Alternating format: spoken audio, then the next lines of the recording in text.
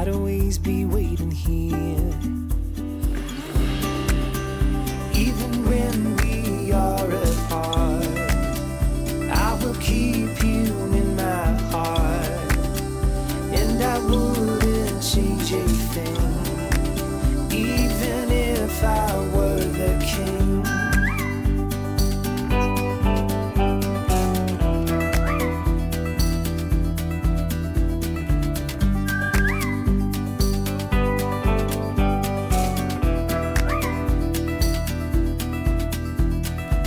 I've never known a brighter sunset, but every day I see it rise.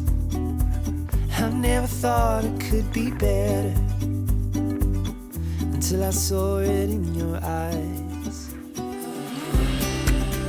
Even when we are apart, I will keep you in my heart. I will hold the world at bay just to see you smile again.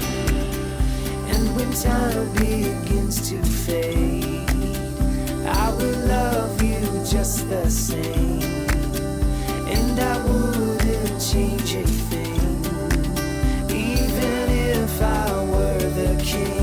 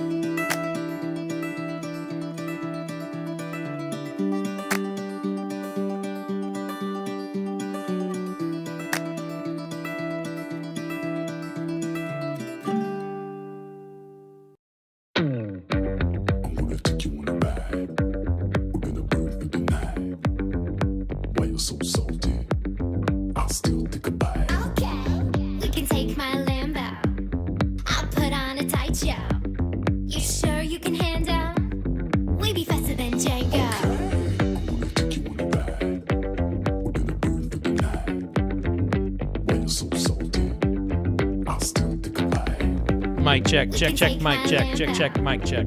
I'll put on a tight show. You sure you can handle? We be faster than Django. Can't stop, won't stop. I can't stop, won't stop. I can't stop, won't stop. Can't stop. Can't stop, won't stop. Can't stop, won't stop. Can't stop, won't stop. Can't stop.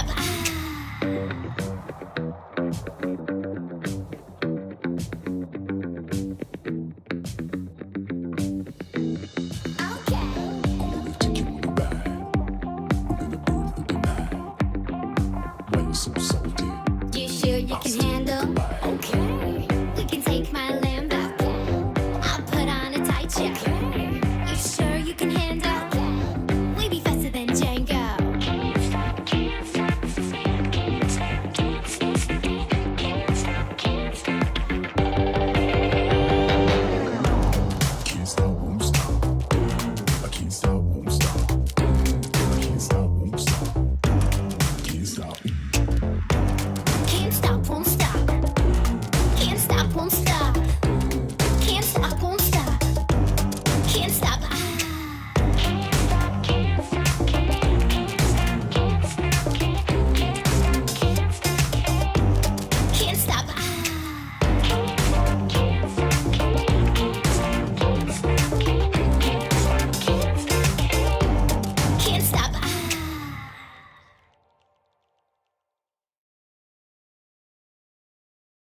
Go. Looks like we're gonna go a little early. All right, here we go.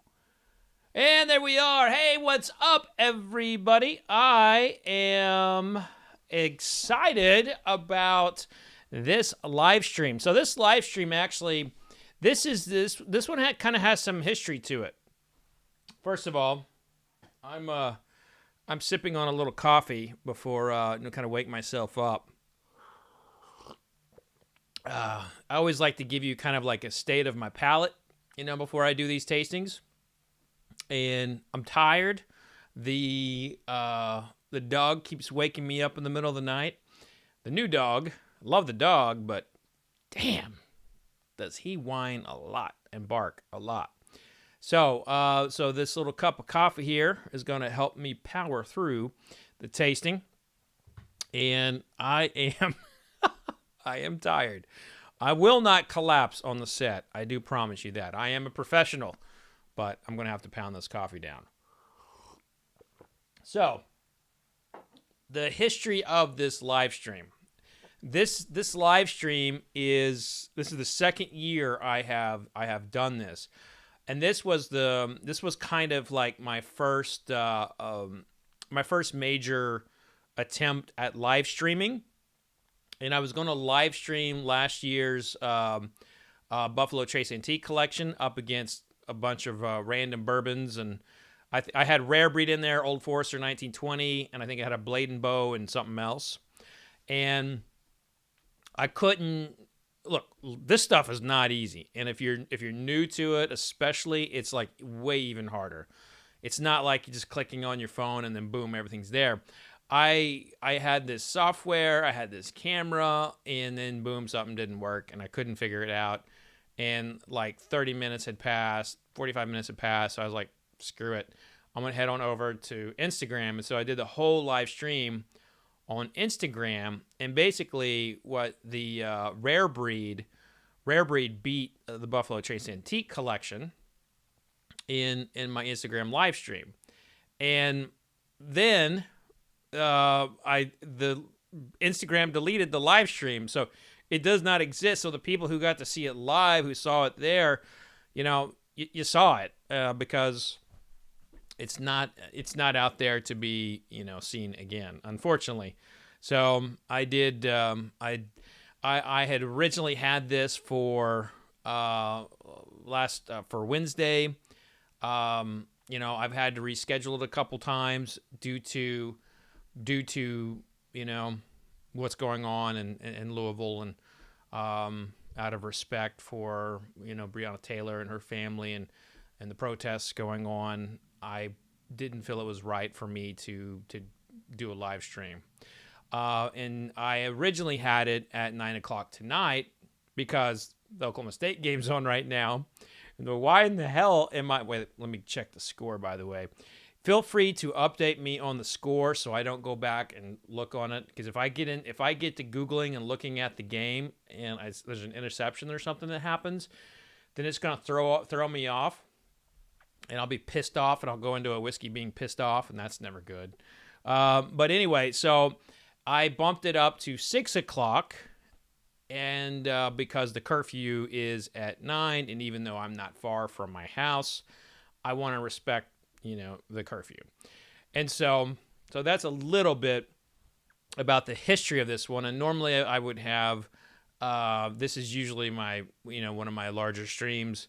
And I just love doing it, and I think it's so much fun to do, because we have in our heads, a lot of people think that the Buffalo Trace Antique Collection are these unicorns and they're so much better than everything else, and they're fantastic. But my point in doing this series is to show people that, you know what, Buffalo Trace Antique Collection may be great, but there's still a lot of really good bourbon out there that you can get, and you should not, you know, have that kind of FOMO feeling if you're not able to get a BTAC. It's kind of like my whole belief in doing this series. Now, of course, I get, you know, samples from the distilleries, so you can just tell me to fuck off and, you know, suck it. I mean, whatever. But the fact is there is a lot of good whiskey out there, some of which is up here. And, yeah, I'll go ahead, and I had originally said that I was going to put Michter's 10-year-old in the mix. Unfortunately, I actually need this for a private tasting with YouTube member Ethan Prater later on. Ethan, if you're watching, I hope you're doing well. I'm excited to taste this. Oh, shit, I wasn't supposed to tell you. It's supposed to be a blind tasting. Oops. Anyway, I'm supposed to be tasting this later on in a virtual tasting. So, if you saw that just and you're in that blind tasting, just forget I said that. And I also said that I was going to have Woodinville. I couldn't find Woodinville, and I remember I actually gave away my last bottle of Woodinville. So I ended up replacing the Woodinville with Smooth Ambler. My whole point of doing Woodinville is I wanted to be an out of Kentucky one. So this is Smooth Ambler, and even though this is distilled in Indiana, they do age it in West Virginia, which ironically, Oklahoma State's playing West Virginia right now. So I may just have like a really bad opinion about this just off the set, just because, Oklahoma State's going to beat you, by the way. And then I replaced the Michter's 10-year-old with the William Heavenhill, bottled and bond, 13 years old. I recently just bought this at the gift shop at Heavenhill. I was very fortunate to be able to buy that. And I went ahead and I threw in the latest sample I got in the mail from Diageo. And that's Blade & Bow, this year's 22-year-old.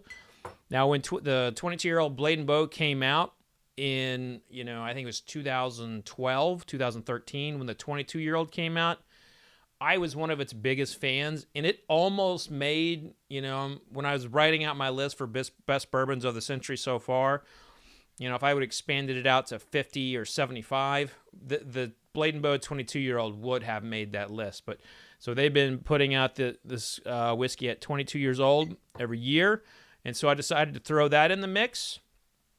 And I have my buddy Doug Pendleton. You may know him as the moderator on the YouTube chat. He let me borrow this bottle right here. I wanted to throw in some Wilderness Trail 6-year-old. Listen, I've been tasting a lot of whiskey from Wilderness Trail, and their stuff is just with every day, it's getting better and better and better. And if you are not tracking Wilderness Trail, you are doing yourself a huge disservice as a whiskey fan. And of course, I had to throw in last year's winner, Rare Breed, which also won my best bourbon blind tasting for under $40. So this right here in blind tastings with me, Rare Breed almost always finishes in the top 2 or 3. So my palate has been leaning so heavily toward Rare Breed. And what's interesting about that is it's not like all turkey products. There's something about what's going on with these bottles of Rare Breed for me that it's just crushing my palate. So what will those things be going up against? They're going to be going up against William LaRue Weller. Now, if you want to see what the BTAC series is, I've got actually in the description, I've got a link to a blog post on fredminnick.com, which if you've not been over there yet, go sign up for my newsletter. Send one out, pretty frequently. And I tell you, what everything is this year, but essentially cask strength 12-year-old wheated bourbon, Eagle Rare, 17-year-old, 101 proof, and George T. Stagg. That now I did do a review already on these, but I reviewed them knowing what I was tasting. So this is the first time that I have put these bourbons in a blind taste-off. Now, I will tell you, I was really, really hot on the William LaRue Weller. I was very much not hot on the George T. Stagg and the Eagle Rare 17-year-old. But here's the deal. The more that these things have been getting out there, and the more that people have tasted them, it's really crazy how many people do not like the Stagg this year, and then how many people love the Stagg this year. So I think that this year's Stagg may be one of the kind of like divisive, controversial releases that, either it's kind of like where you are with your palate. You like it or you don't like it. And there's doesn't seem to be a lot of in between. The Eagle Rare very rarely does it for my palate. I've been, over the years, in judging the San Francisco World Spirits Competition, I would look at what the things that I didn't medal, and I haven't medaled Eagle Rare 17-year-old multiple times. So it is not it has not been one that has kind of wet the whistle, if you will. But William LaRue Weller, every single year, I tell people, it's always a contender for Whiskey of the Year. It is fantastic whiskey. So, that said, got a couple cool announcements for you. One, I am starting a barrel club. So I'm doing some private barrel picks with a retail partner in Washington, D.C., who has the ability to ship. Now, there's some information in the member community, and you can go on if you're not a member. That's kind of basically I'm still working out how I'm able to get the barrel picks out to people, but the membership community is informed. They're on top of it, and I'm trying to keep this really to a tight-knit group, and I hope to have people down for barrel picks when things open up a little bit more. So if you're not a YouTube member, I highly recommend you click the join button, and it starts at $1.99. We have great times in there. We do a lot of live streaming together. We even have call-in shows, and occasionally we have drunk therapy. That has happened a couple times, and I think I've made a difference. I think I've made a difference in a few people's lives. Oh yeah, I think right now I'm about midway in that cup of coffee. The cobwebs from the 4 o'clock in the morning wake up are kind of coming down a little bit. Nice. And so kind of a big announcement. I'm very excited about this. I have a new show sponsor. So this sponsor is offering a 20% discount for anybody who uses the code word SmoothFred. You can go to manscaped.com. Now listen, you go over there, you can see their taglines, and you can have some fun with it in the chat. But manscaped.com, type in the word SmoothFred, and you will get 20% off on your order. So you're going to hear more about them on my podcast. Jacqueline and I are going to do a video series about male grooming. I don't know how that's going to go, to be honest with you. She's probably going to spend the entire time making fun of me, which, that's we'll see how it goes. But so go to manscaped.com and use the code word SmoothFred for 20% off. Now, as always, I have a 2-camera setup over here and over here. This is going to be where I take questions. Joe Rochuk says, there are so many jokes to be made, I don't even know where to start. Yeah, I think that this new show sponsor really does really does open you up for some one-liners and some punchlines. Now, Doug, again, thanks, Doug, for letting me borrow your bottle, says he's not going to watch this episode, but I don't blame you. I wouldn't watch it. Alan C. says, smooth whiskey and now smooth Fred. Those won't get twisted, will they? All right, now. Come on now, Alan. Danny Lynn, you'll need a smooth Fred emoji now. Yes, I will. Hank Williams Jr.'s comment will not be stated, but it's funny. It's quite funny.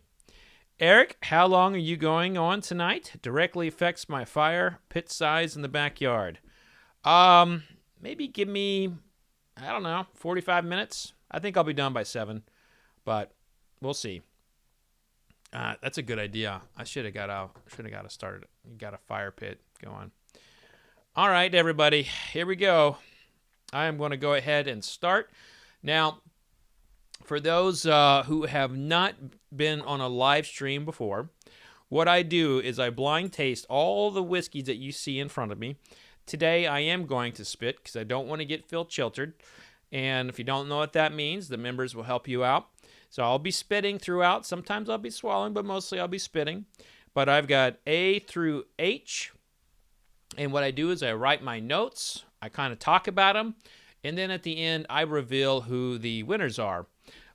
So let's get to it.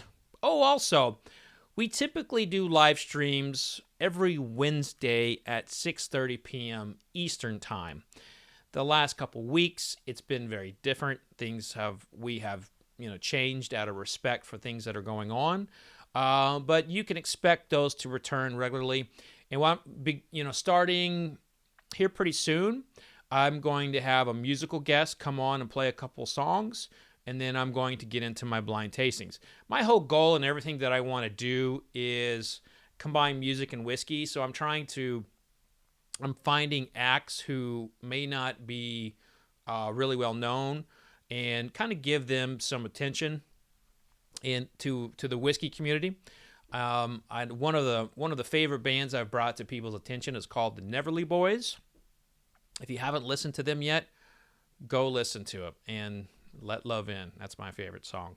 So let's get to it. Let's start with Glass A.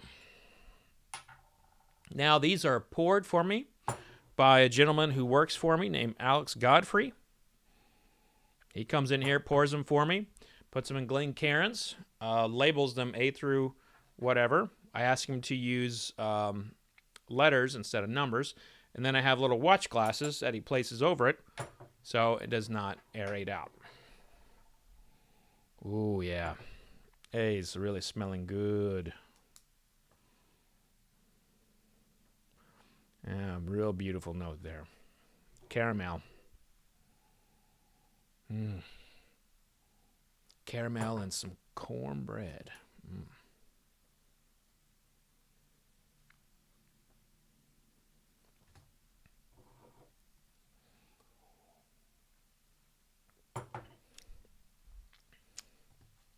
That's beautiful.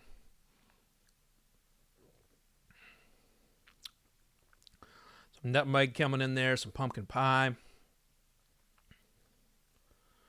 But extremely prominent with A is this, kind of magical cornbread, brown sugar, caramel. That's just so tasty.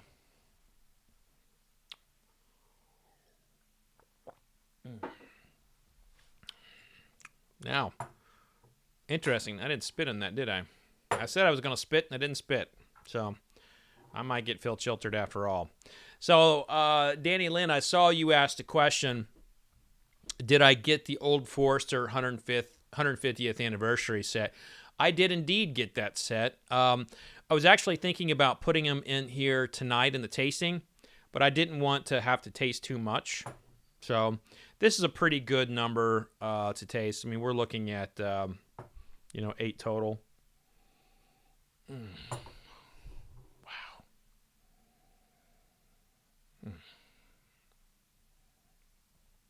Another kind of heavenly approach. Another vanilla, caramel, pastries.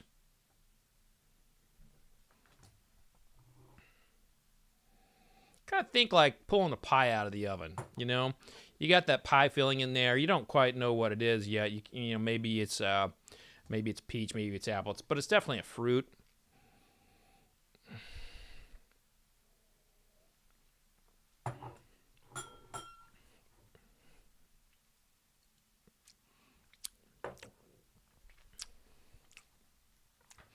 The oak's quite a bit prominent there.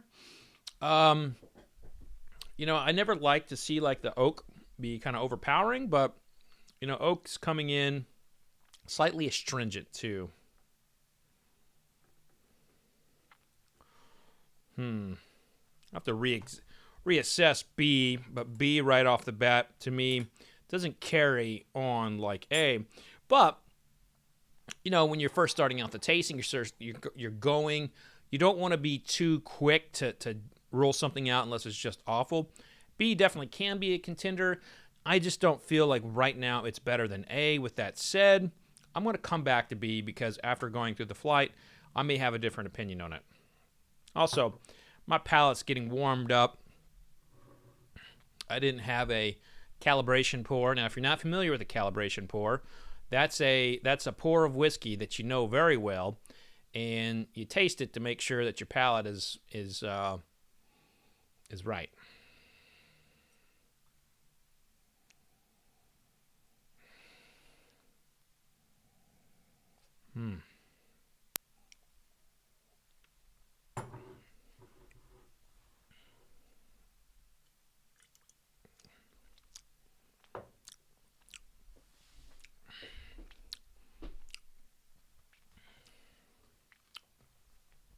C's on the spicy side. Some strawberries, bananas. So we got spice and then fruit.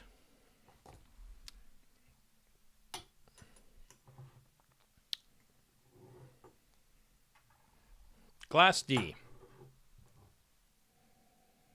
Ooh.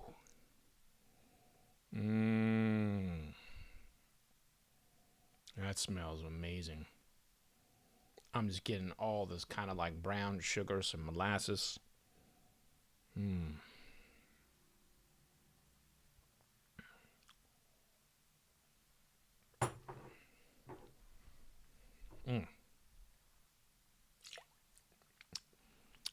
Well, it smells better than it tastes. Let's put it that way.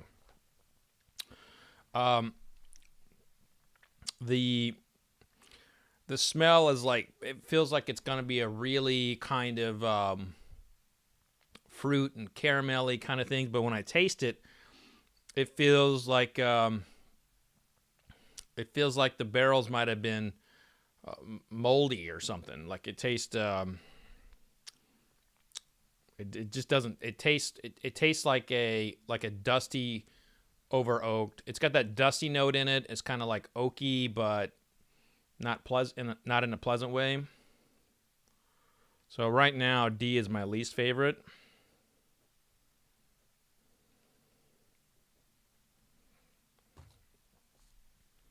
Let's go to E.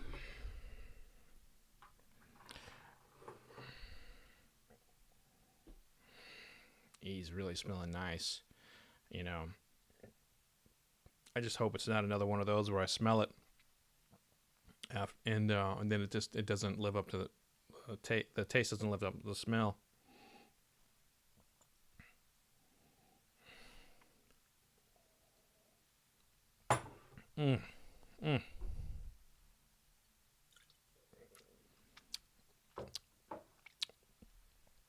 Wow. E is a caramel bomb with some saltwater taffy.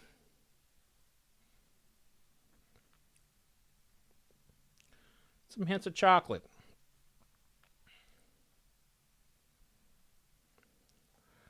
E is definitely going to be a contender.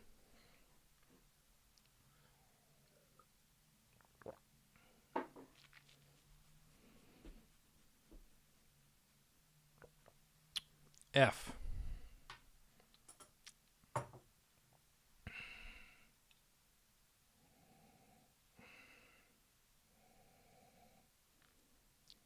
It's got a little bit of a Play-Doh nose. Like it really does. It smells like you open up a fresh can of Play-Doh.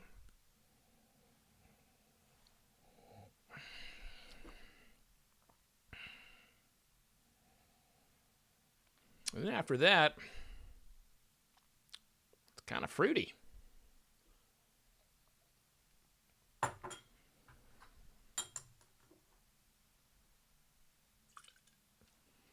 Well,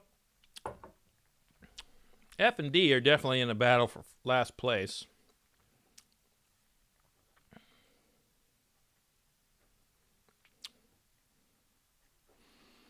I think that's going to be a decision. You know, do I like the dankness of D over the Play-Doh of F. I think it's kind of choose your poison.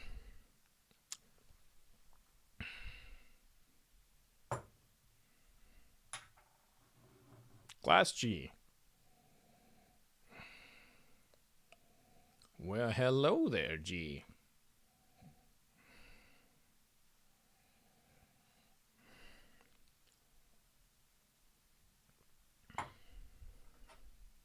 Mm.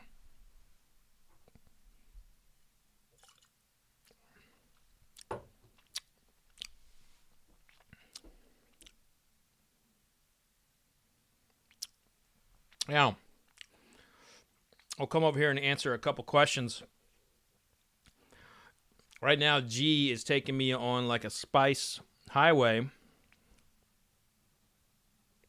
Super spicy. And I really love G. G's got a lot of really beautiful spice notes to it. Like jalapeno, like habanero, even like the smokiness of kind of a chipotle. So G is one, if you really like spice, you'll like it. So, you know, where I'm at right now, my palate's feeling pretty good. You know, I see some good questions coming in. Now, Doug asked me, do I find Play-Doh to be appealing, you know, from a nosing perspective? You know, I would say it's not a game breaker. I mean, it's not one that it's not like smelling a dead cat. You know, I'd much rather smell Play-Doh than a dead cat. So there's that. Joe says, I bet D is William Heavenhill. Now, Joe's been spot on in the past with some guesses, so he might be right. All right, let's get back to the tasting here. Jake Ivy asks, has Dead Cat made the nosing notes? Yes, we have had Dead Cat appear on an episode before. We've also had burnt plastic. We've had construction materials. We've had drywall, various forms of poop. So all kinds of bad notes do get expressed. Now, here's the thing too. I'm a very honest reviewer. So if I smell something or taste something and I don't like it, I'm going to say it and I'm going to tell you what I taste.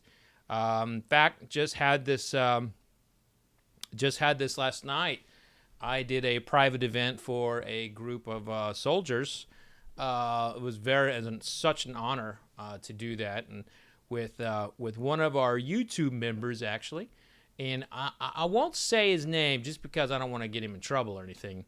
But he brought me something that he blended at home, and I straight up told him that it had varnish notes in it, and it tasted a little bit like pine rosin. And he appreciated that, or at least I think he did. But the fact is, even when it's my friend and they give me the whiskey, I still tell them my honest feelings on it. So let's go to Glass H.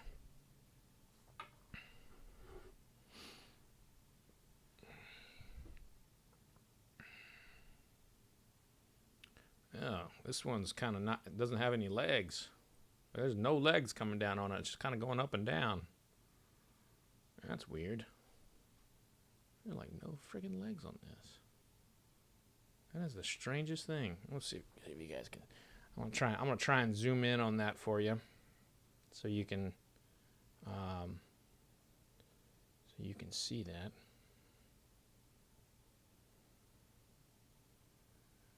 There we go. See there? See, there's no legs, right? I mean, it's like really tiny little things coming up. That is weird. What do you think of my zoom feature? You like that? Okay, so I'm smelling it. Definitely smells like piles of boards, kind of left out overnight. Rained on a little bit. Then after that, some floral. So I'll get a lot of earth. Get a lot of earth out of H.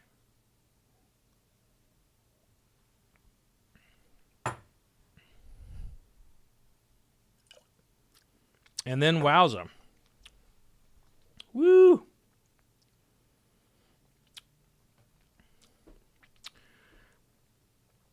Wow. Whoa. Caramel and spice. Earth.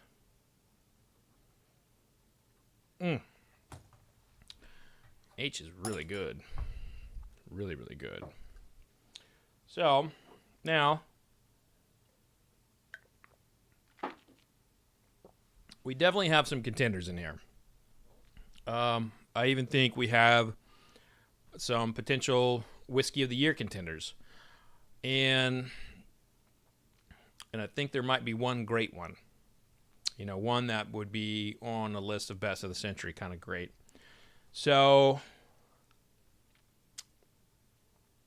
let's take a look at the ones that I didn't like.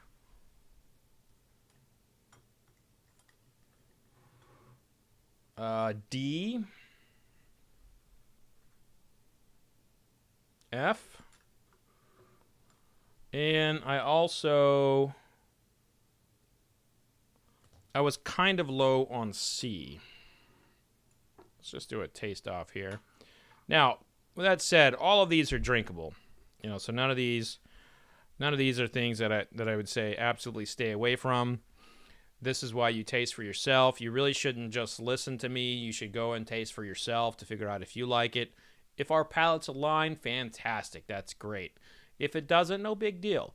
So just because I like something or don't like something doesn't mean you shouldn't like something. And I'm just one taster.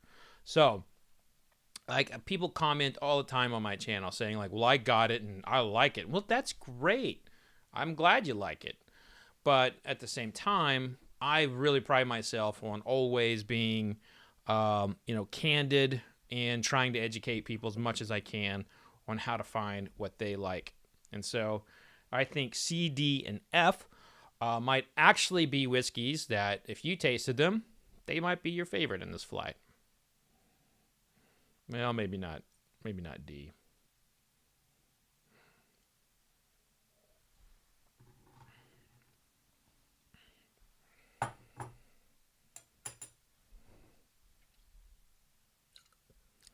I think I'll go ahead and keep C in there.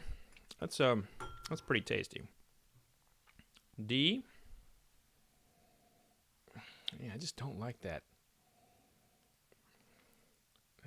kind of dank smell.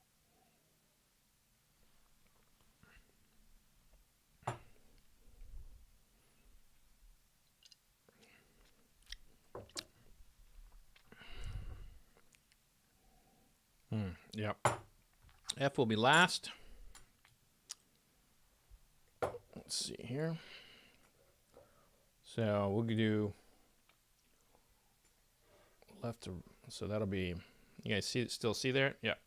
So that'll be last. And I ended up liking D a little more, but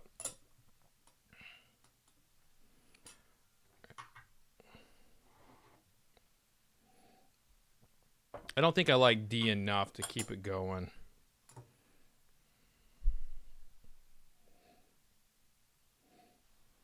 Yeah. D will be second to last. So now we have the joyous taste off here. I think it's time to revisit A. I was really high on A in that first taste, as you know.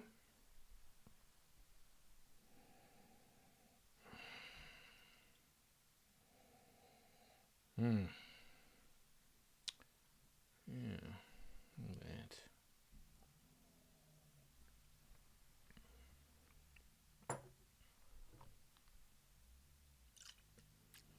I like A lot. B. I noted some astringency on B.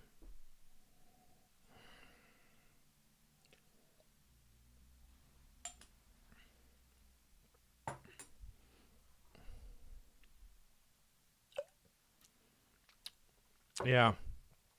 B's got like a spice and caramel kind of combo, but there's this astringent oakness kind of coming in back in.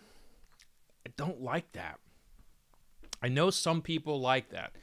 I know some people like oak. Like my friend Kenny from Bourbon Pursuit, we call it the sweet oak note for him. Like if it's there, he's gonna love it. Like I bet you B would be Kenny's favorite of this flight. But I'm looking at probably putting it in the next position. C.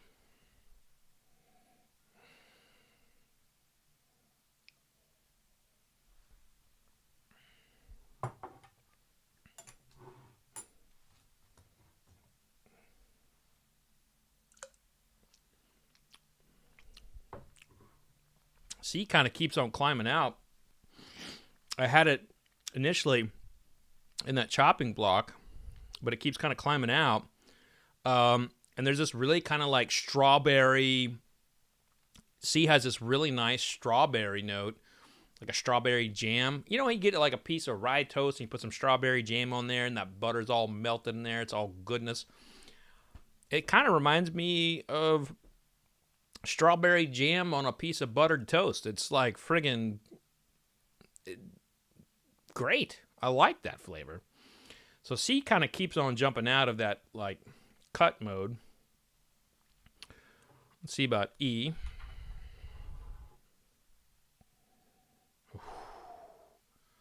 Man. E. Oh my God. Caramel bomb.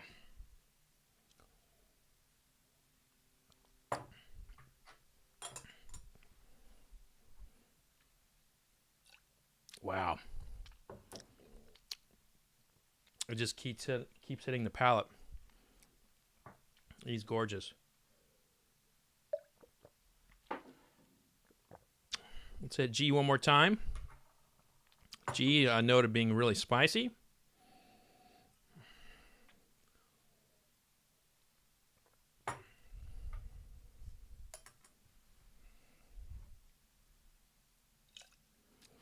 G's much more delicate. Like this is where like G is a whiskey that will not be overpowered in a flight. It's delicate and nuanced, but that spice kind of comes in and it lingers. I think this taste off is going to be between A, E, and G. AEG, I think that's a bank. But let me give H one more. Yay, the helicopters. All the helicopters are our neighborhoods on their flight path to downtown. I've been practicing a little bit of that mindfulness that I taught myself because a lot of Blackhawks.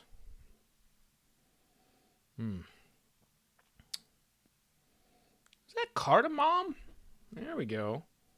Nice little cardamom and some ginger in there. Ooh.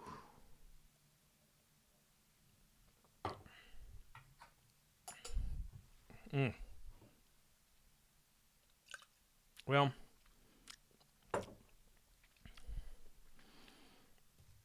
it's going to be A, E, G, and H. I mean, we're talking splitting hairs here.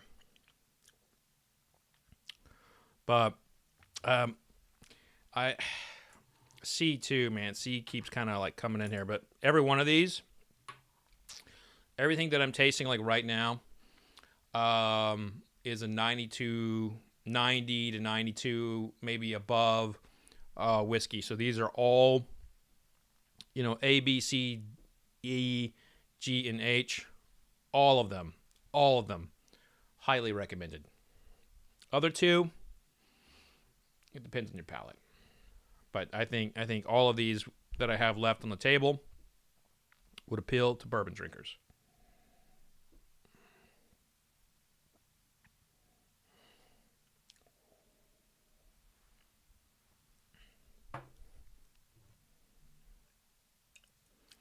Yeah, I just don't think B, though, when it comes into the tasting, I just don't think B can match up. It's after tasting all those others, B falls a little bit more flat. It becomes a bit of a one or two note wonder, and then that astringency, that oakness, it just doesn't do it for me, and it just doesn't. It doesn't hold up. It doesn't have any little bangers on the tongue, like after you spit it out or swallowed it. It's like it's still kind of going. It's very muted afterward, where all these other ones keeps the tongue kind of rolling for a substantial amount of time. So I got to figure out. This is where it gets really hard. This is where it gets really, really hard. But as a taster, you do things like you try to start eliminating little things here and there, and you try to find out you try to laser in what it is you exactly like about each glass, and you compare it to the thing that you like. You compare the glasses, like, all right, I like where it's hitting the tongue here, and I like the flavor I'm getting out of it here. Now, how does it compare to this glass and what I like there? And so I go through this, and then I see where the points it's hitting on my palate, how long it stays on the palate. But it's at this stage where I essentially no longer really focus on the nose. Like at this stage, I've kind of already decided on the nose. I mean, I'll go through and I'll do the nosing process, but in my mind, I'm focusing on the taste and the finish.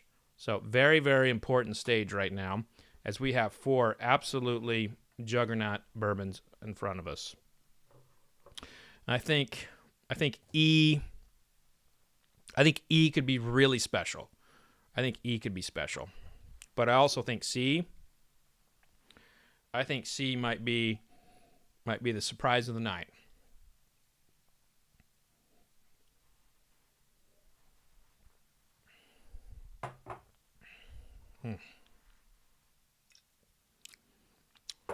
Compare that to A. So what C is doing, C is front mid-palate kind of concentration. It is like 1,000 like tasting needles just hitting those little, from the front, or from the front to the mid-palate. Not a ton of back palate right now. So that makes me a little nervous, because I was so hot on this being on the spicy side. So it kind of becomes a little bit of a question here. Is my palate burned out? Is my fatigue from the day catching up with me? Because we know that the back palate is where you get the spiciness. And when my palate was fresh, C was lasers on my back palate. And now I'm really getting mid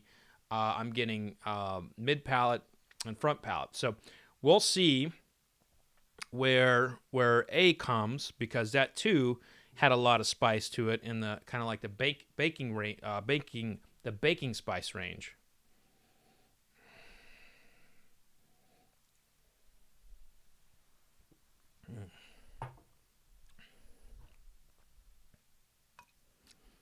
No. So the spices are there. The back palate is really alive with A. The mid palate is alive with A. And the tip of the palate is also really prominent with A. Also with A, I get it coming down the jawline. So you hear me talking about it drops down the jawline like butter. That's a real thing where you feel it going down. It'll kind of come in underneath the tongue, and it'll tickle the roof of your palate a little bit. That's all happening with A. So in that kind of like taste off, I have to give the nod here to A over C.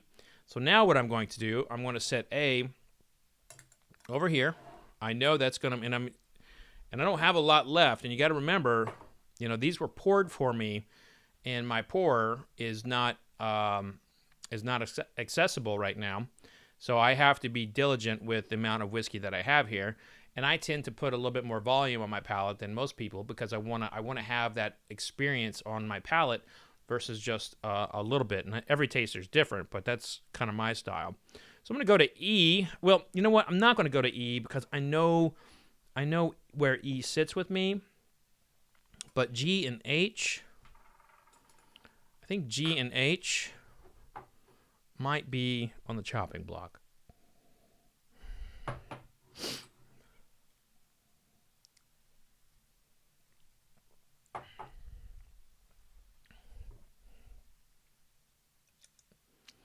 So G's definitely hitting all points of the palate.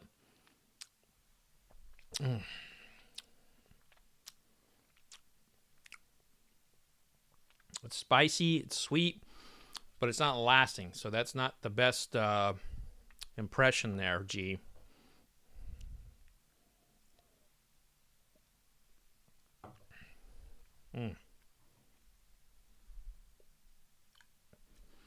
Yeah, so this cardamom, whoa, H is like a spice bomb. Wow.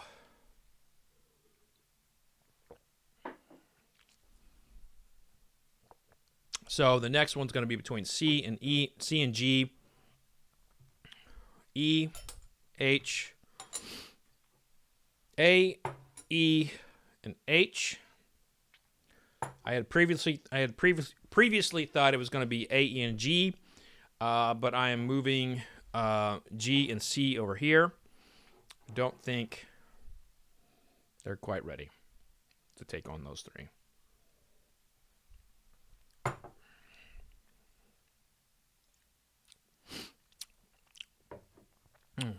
All right. I'm going to give the next spot to G. And kudos to C. Whatever you are, you know, you were on the elimination block a couple times. And you just kept kind of impressing me. But, you know, when you are in a blind tasting, you know, the taster is in a moment. And in this moment, C did not live up to what A, E, and H are. But with that said, I think C is an excellent bourbon, and I highly recommend it. Okay.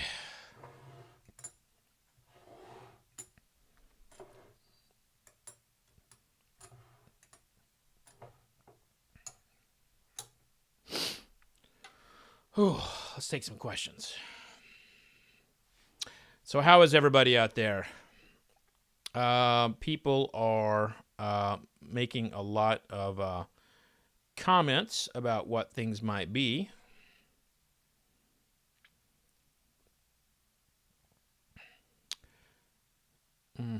Cardamom. M. Martinez says, cardamom and ginger. I don't want that in my bourbon. Wonder what that is. Well, we'll find out here pretty soon. Pretty soon. Jake Ivy says, when he forgets it, it gets really smooth. When you forget things, yeah, that's not good. Means you feel chiltered. Joe says his spitting correlates directly to his level of smooth Fred at any given moment. And again, you can go to manscaped.com and put in Smooth Fred for a 20% discount. Thank you, Joe. Brian says a superstar never spits. Well, Brian, as a professional taster and with a wife that wants me home, not feel chiltered, I gotta spit.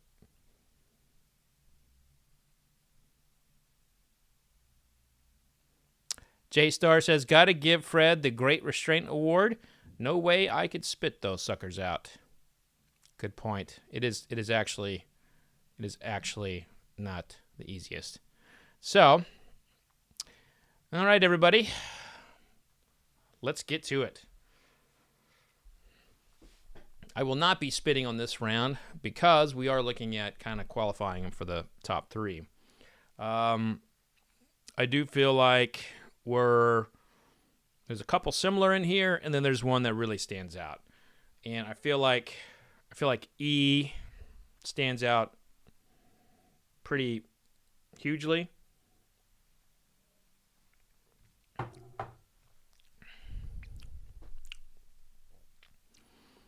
E is complex.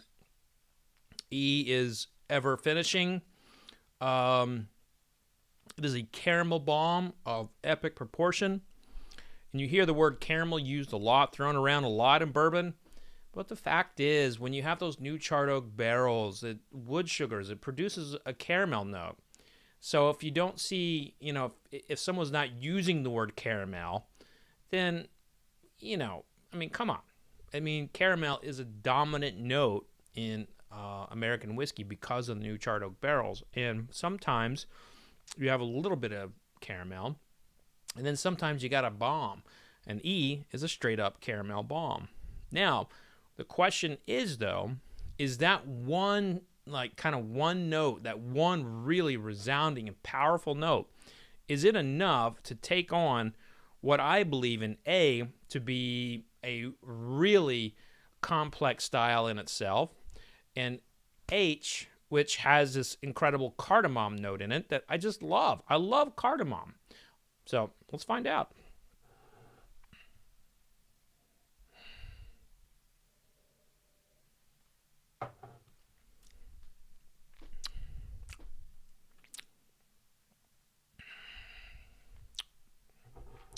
A. Members, as I swirl around A, let's have a little what do you say about having a call-in show for a members only live stream? I probably can do about 20-30 minutes. What do you say? You up for it? Let's do it. So if you're not a member, you can click the join button, and we hang out all the time. We talk whiskey. I'm probably going to look at the football score before I get on, and please don't put that in the comments. I don't want to see it. I just know in my heart that Oklahoma State's going to win, and I'm in a good mood because OU lost. They lost to Kansas State, which I love Kansas State. They're kind of one of my favorite schools.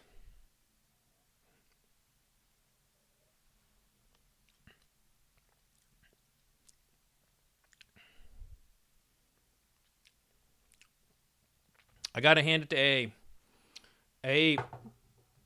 A hits all points of the palate. All points of the palate. And it finishes. It's still finishing. Now I'm talking, so I'm losing some of the finish because oxygen's getting in there, and I'm talking, so microscopic, saliva is going this way, that way. We've learned a lot about microscopic saliva in the Corona season, but when you talk, you do lose your finish. So, if you want to keep the finish, you want to see how long it lasts, keep your mouth closed. And so in order for me to do it properly, I would have to keep my mouth closed. With that said, my purpose here was not to necessarily, learn the entire finish of A. It was to see if I liked A over H, which I do. So A and E, it's coming down to the wire. Coming down to the wire between A and E. And really, it's a very much a battle of two different styles. A has a lot of these pumpkin and nutmeg and cornbread and, some touches of vanilla and caramel. And then E is a straight up caramel bomb.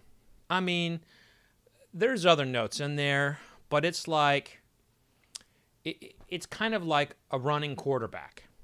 The best running quarterbacks of all time, you're don't throw the ball. Just run the option. Remember Jamal Holloway? I just mentioned Oklahoma and Charles Thompson.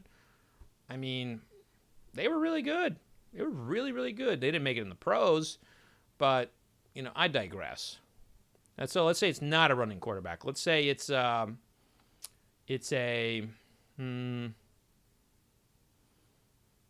E knocks out home runs on curveballs, but he cannot hit a slider, and he can hit a fastball. So I think E is the type of bourbon that you buy if you crave that one flavor all the time. But if you're wanting more out of it, it may not hit the spot. But that one flavor in E is so powerful. It's so prominent. It's so beautiful that it's worth your money. I mean, I don't know what it is yet, but...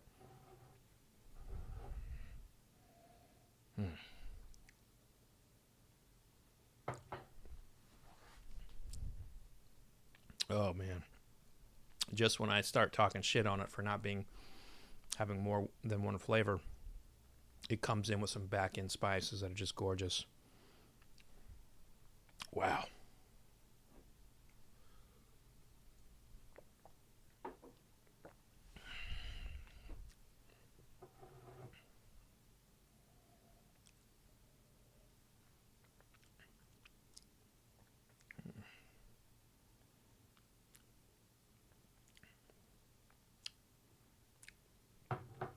So my decision is made. Well, no, it's not. Oh, man, this is not easy.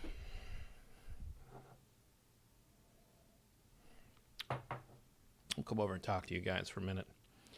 I need some support here. I need to figure out, how I'm going to get through this. How am I going to choose one? This is so hard. These are so good. Oh, Mike Godfrey's like, make up your mind. And so Mike, he knows what everything is because he and Alex is his son. So he is like, he knows. So he's the one guy that has all the secrets. Eric says it was an Oklahoma meltdown. I'm fine by that. Go Pokes. Wilderness Trail has been on my list. Want to try the bottle of Bond. Mark, go do that. You will not regret it. You will not regret it at all. Let's see here. Now, members, what did you guys think about doing a live stream, a call-in show? What do you think? What do you think? Should we do it? I say so. Okay. Zach says a splash of water, it would hold up. It would hold up better. So, that might be in the future. I might start doing like a splash of water to like on these whiskeys that I'm kind of toe-to-toe with. But the volume in them, I need to have equal volume, and I don't know what they are. So I'm not going to be able to do that today, but in the future, that's a great, great idea. I really appreciate you bringing that up, Zach. And thanks for watching on Periscope. So we're doing most of this on YouTube, but your people are also watching on DLive and Twitch and Facebook and Periscope. But if you would like to go on over to any of those and click the subscribe button, I'd appreciate it. We're doing live streams every Wednesday. Today's not Wednesday, it's Saturday. Got moved. But I'm dropping videos all the time, and I have a lot of cool stuff planned. So I'm going to go a little silent now. I'm going to kind of go through my process. I'm going to pick a winner.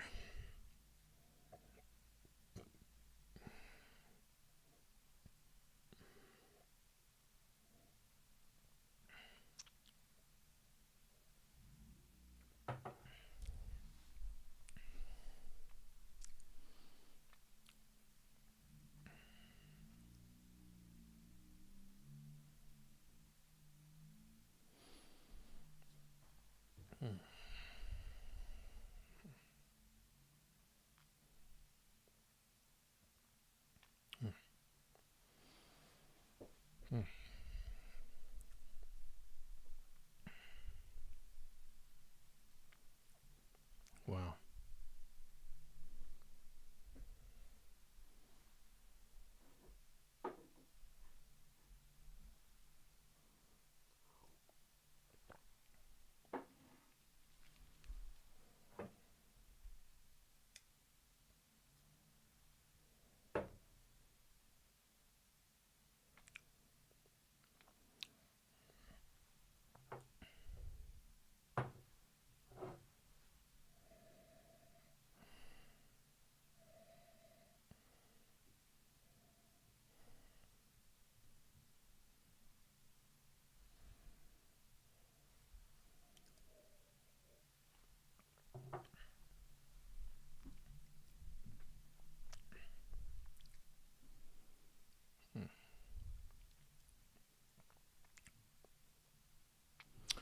All right, I have decided I am putting E in first place.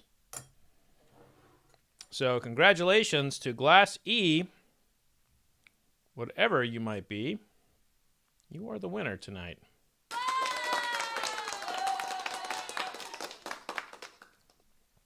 Okay, so I'll take some questions here before I reveal the winners. I've got the results in the back there. Anybody have any questions? Happy to answer anything you might have. Looks like Joe's been on all night. Normally Joe kind of comes and goes, so good to see you, Joe. Hope you're doing well. Mark, thanks for joining. And we got Edward Fulmer in here with the little, oh, he's got a cucumber. We know what that means. And let's see, who else we got that's new tonight? Jeremy James, thanks for coming. Thanks for hanging out. 100% pure mustard wants to know which one has mustard notes. Well, obviously you want to talk about mustard. I'm a huge mustard fan, and I have picked up mustard before in whiskey. It's a little bit more common in Irish whiskey than it is in bourbon, but it happens. J-Star asks, has anyone had Old Elk juice, specifically cask strength single barrel? I have not had that one yet, but I have had Old Elk, and of course, it is distilled by the great Greg Metz, so yeah, cool dude. And he's a really good distiller. All right. Mark asks, what do you do with stuff remaining in the glasses? A large infinity bottle? As a matter of fact, Mark, I have I think I'm up to 20 infinity bottles right now. And I have, I used to, I also interview, musicians, famous musicians and celebrities. And I used to, pour all the leftover from my stuff in a bottle, and I put the artist on there. But it ended up getting too much work. And I tried to, I tried to keep that up, but now they're just in random bottles. It's not as organized as I'd like it to be, but yeah, I do have infinity bottles because I can't waste the stuff. Not right. Jeremy Teal says Mustard Museum in Wisconsin. Oh, I'll have to hit that up. Beth Higgins, is it because bourbons were so similar that made your decisions hard? Actually, it's because they were so different. A and E were like night and day. A had this incredible, a lot of savory notes, and E was kind of a one note wonder, but that one note was so powerful, so strong, it carried it through. So, I mean, I'm excited to see what these are. Let's see. I cannot make out your name here. But you asked the question, as someone who's recently discovered his palate with bourbon, what one tip would help me grow more than anything else? Great question, and I apologize, but I can't make out your name on that. So, I would say everybody has a palate. People want to say that they can't pick up this or they can't pick up that. That's not true. You can actually cipher out the difference between caramel and vanilla or nutmeg and say cardamom. You can do that, but you have to actually work at it. You have to focus on the things that you have tasted in your past and understand that you have the ability to connect your brain to your palate. For me, it started with the simple exercise of eating barbecue potato chips. So I would get some barbecue potato chips, and I would crunch on them, I would taste them, and I would kind of write down everything, how it felt, where it was on my tongue. And there's another story to that as to why I was doing it that way. But you inevitably had incredible foods that you enjoyed when you were growing up, and you had foods that you did not like and you still do not like. And those can all be found in whiskey. Now, some of them will be more on the sweeter side or the spicy side. But here's the thing, is like I taste like I taste, and you will taste like you taste. And the people who want to train you and put you in a box to say, you should be tasting this, that's absolutely wrong. No one should ever tell you how to taste. You taste, you have to figure out how you taste. You have to figure out how things feel on your palate. And I try to educate people as much as I can about how to find their palates, but it's a process, and you do have to sip some bourbon, but you don't drink the whole bottle. Don't do that. And I just saw Bourbon Hall of Famer Larry Cass join. Make sure that you are a subscriber to YouTube, because Larry makes an appearance tomorrow. You'll see why. Okay, folks. Here we go. Let's reveal the... Uh-oh. Alex, I don't know where you put the... Gotta find out where Alex put them. He didn't dog-ear it for me. Bad Alex. Here we go.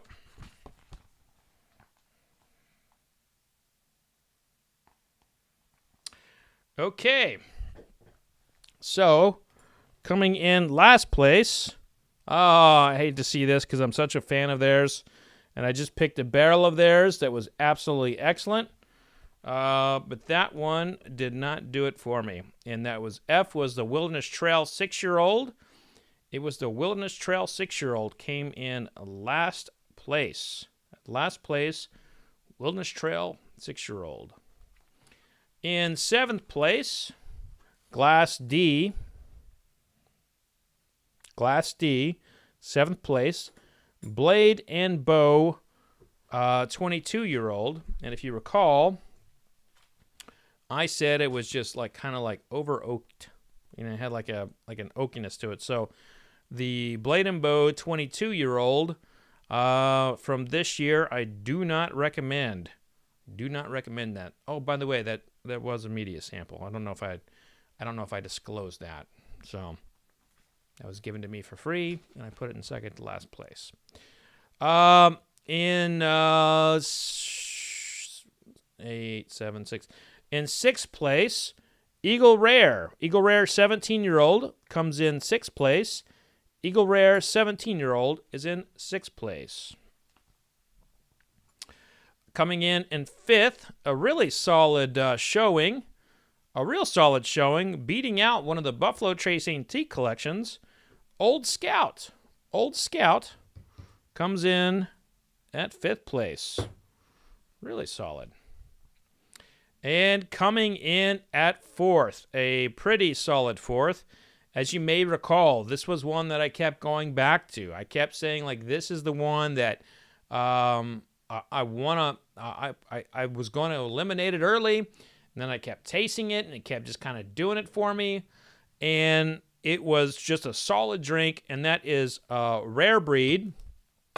Comes in at 4th place. Rare Breed at 4th place. So, now that we get into the top 3,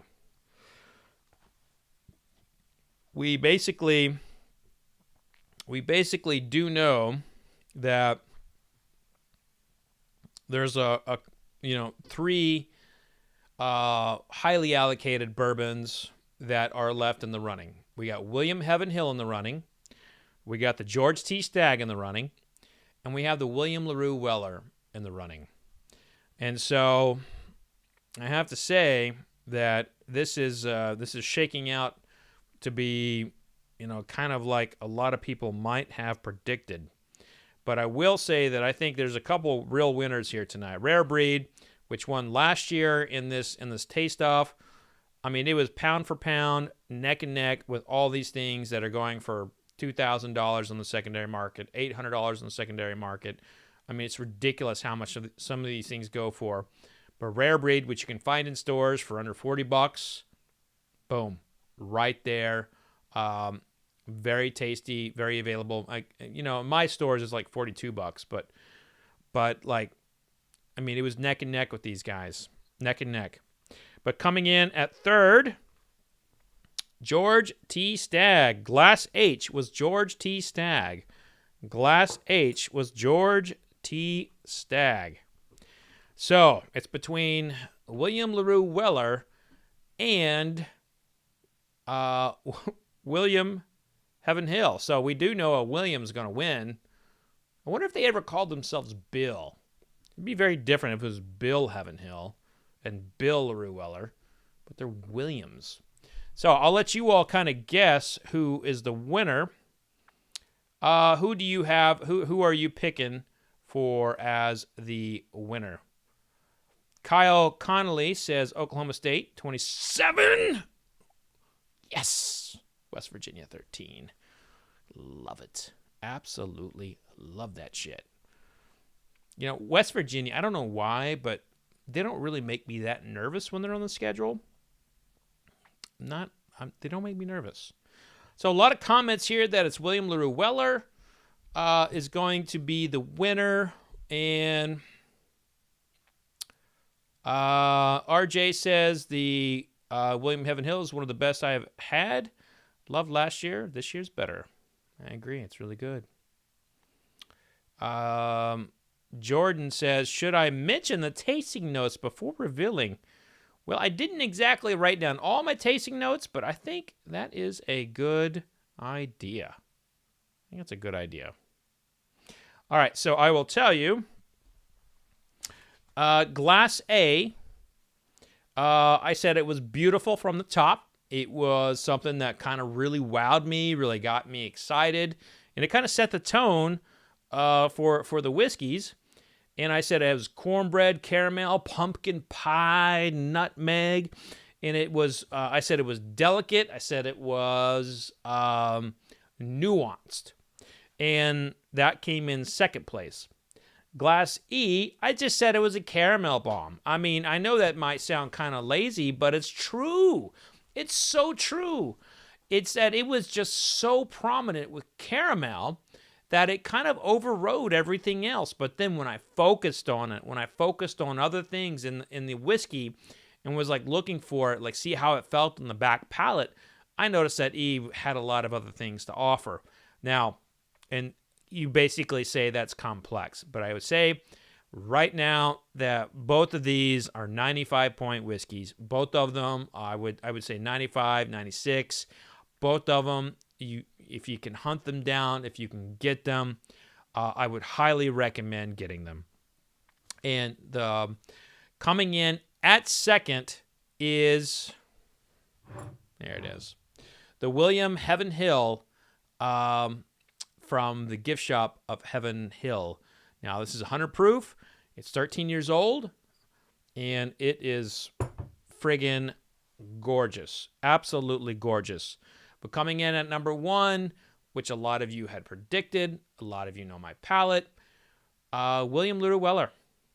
William LaRue Weller, just absolutely fantastic. I just absolutely dug that every time I tasted it. It got better every time I tasted it. I thought it was incredibly special. And, you know, it just hit all the marks. It hit all the marks. He hit all the marks. And it was so good. It was so friggin' good. But, you know, this was a fun tasting to do. I do want to say that I have, you know, the one that came in last place, Wilderness Trail, has always been, you know, is one of the brands that I'm like so excited about right now. But this one, it did not live up to its normal expectations. The barrels that I just picked from them are friggin' gorgeous, and I was kind of surprised. I was kind of surprised.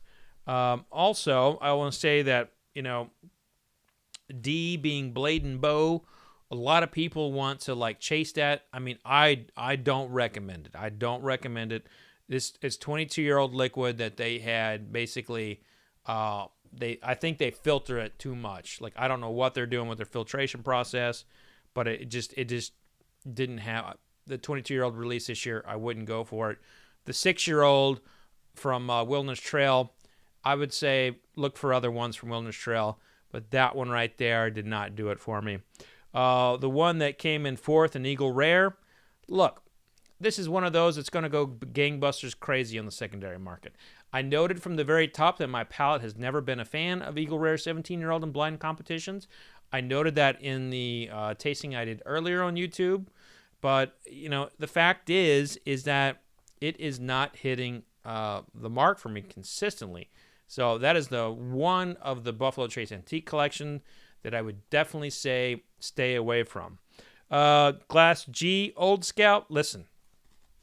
I think this might be the biggest victory of the night here. This is a 5-year-old MGP liquid from Old Scout. That is a big win. I mean, it beat Eagle Rare. It beat Blade and Bow 22-year-old. I mean, when people walk into a liquor stores, they're buying those two things every single day of the week over this Old Scout 5-year-old. So I think that's a big win, and I bought this at retail. You know, I don't remember when I bought it. I just pulled it off the shelf, to be honest with you. But this was the replacement for Woodinville, so it's kind of a substitute. So I think that's a big win for them tonight. And I also think it's a big win for Rare Breed. You know, Rare Breed may have won this tasting last year. Rare Breed's been pretty well, had a spotlight put on it, and people have been tracking it down. It's probably going to either win my whiskey, my best everyday whiskey of the year, or it's going to come in close. So, you know, Rare Breed, always a solid pour. And so the Old Scout and the Rare Breed are two things that you can find, and I think that's always it's always something to get excited about when you can find it. But I can't say this enough that the Eagle Rare and the Blade and Bow, by the way, both media samples, I cannot recommend them. Wilderness Trail, I say give it another shot somewhere. You know, look for another product of theirs. So when we get to H, you know, the Stagg is, you know, this tasted better than it did to me in my tasting previously. So Stagg held up pretty strongly, but at the end of the day, A and E, which were William Heavenhill and the William LaRue Weller, those were leaps and bounds better than everything when I really started dialing in and kind of focusing on how many points on the palate, how long it finished. I mean, A, which is 100 proof, stood up to all this cask strength stuff, and it just absolutely... it could have gone either way. We're talking like a half a point or a point. But the fact is that the William LaRue Weller from 2020 has an exceptional, I mean, absolutely exceptional caramel bomb note that lingers. And if you're not paying attention, you will not pick up that back end spice, and you won't pick in some of those savory notes. But the fact is they are there. William LaRue Weller this year is great. It is absolutely great. And I think it's between that and the Sazerac 18-year-old for being the best of the Buffalo Trace Antique Collection this year. So, now, members. We're going to head on over to the member community, and we're going to have a call-in show. I'll be putting a link out soon in the member community. If you are not a member, all you need to do is click the join button and then come on over and hang out with us. And if you'd like to subscribe to make sure you get those videos coming right to your inbox and you get to know all about the live streams coming up, just click the subscribe button. That's free. So I cannot wait to taste whiskey with you again. It is always a pleasure to do this here and to do this anywhere. But I look forward to doing it in person again one day. But for now, I'm going to call it a wrap, and I'll see you all in the member community. Be safe out there. Take care of one another. And remember, vodka sucks unless it's being used for hand sanitizer. Cheers. Well, this is awkward because I can't find the turn off button. Hold on here. Hold on. Cheers. There we go.